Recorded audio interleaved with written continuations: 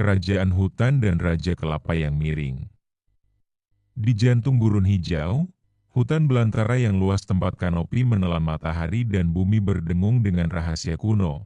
Kematian Raja Singa, seekor singa yang surai emasnya pernah menginspirasi kekaguman dan penghormatan, menyebarkan gelombang ketakutan ke seluruh kerajaan.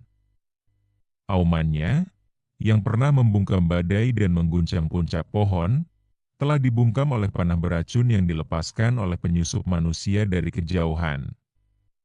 Dengan kepergiannya, harmoni hutan runtuh.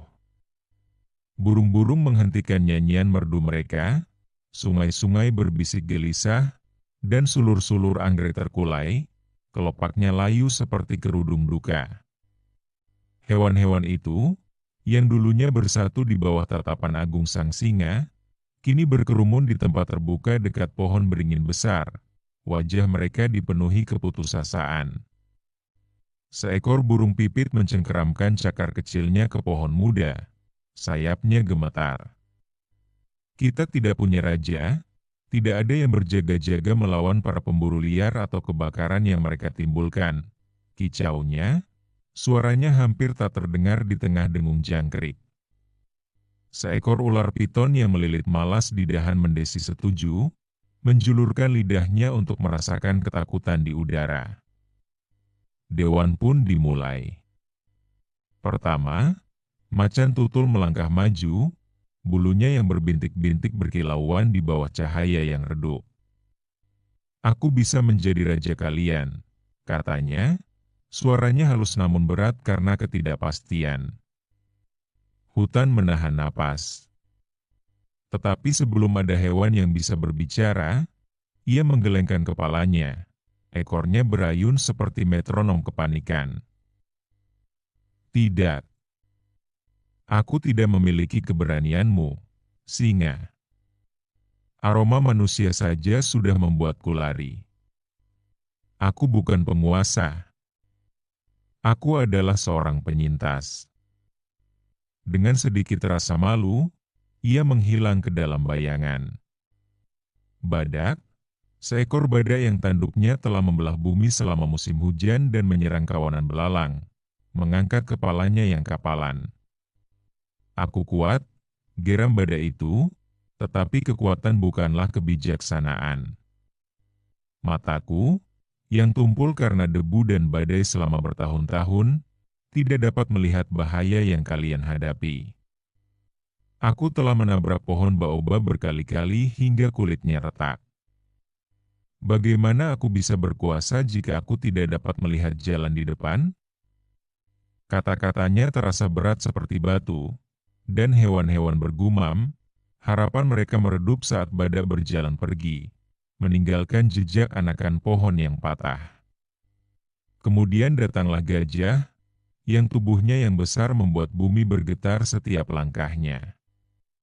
Telinga gajah itu berkibar seperti panji perdamaian, tubuhnya bagaikan benteng kenangan.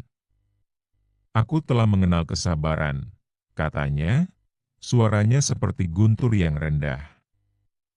"Aku adalah temanmu, bukan penguasamu. Langkahku adalah langkah musim hujan, terlalu lambat untuk kebutuhan hutan. Dan belalaiku, meskipun kuat, tidak dapat melawan ketika dibutuhkan. Pilihlah seseorang yang dapat berdiri teguh melawan angin perubahan." Dan dengan desahan seperti terompet, ia menyeret langkahnya ke dalam kabut, meninggalkan hutan untuk merenungkan kata-katanya. Pertemuan itu menjadi gelisah. Dewan yang tadinya tertib, kini berubah menjadi kekacauan. Serangkaian keluhan pun terdengar. Bagaimana jika manusia kembali? Siapa yang akan melindungi sumber air? Siapa yang akan mengaum saat guntur bergemuruh dan memberitahu kita apakah aman untuk tidur?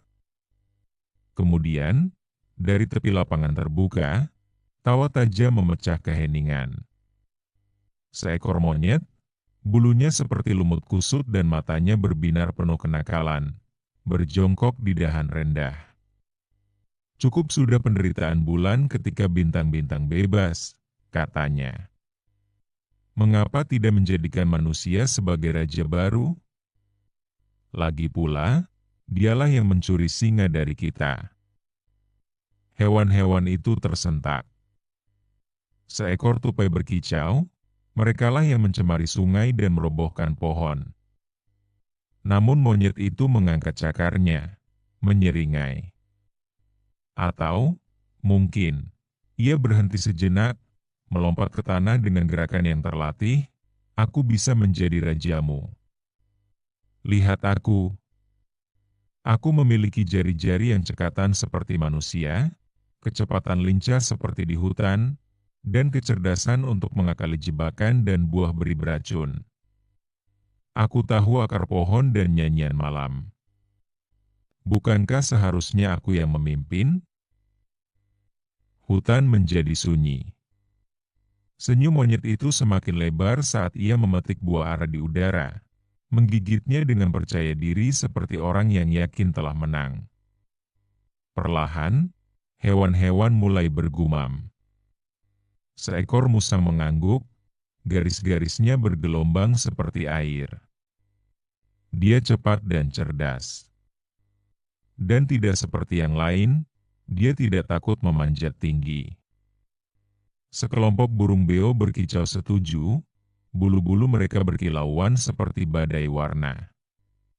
Setelah pertimbangan yang terasa seperti keabadian, keputusan pun dibuat.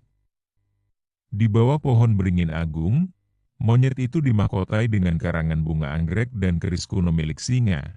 Meskipun ia menyelipkan mata pisaunya ke ikat pinggangnya hanya untuk menggunakannya sebagai alat memotong mangga.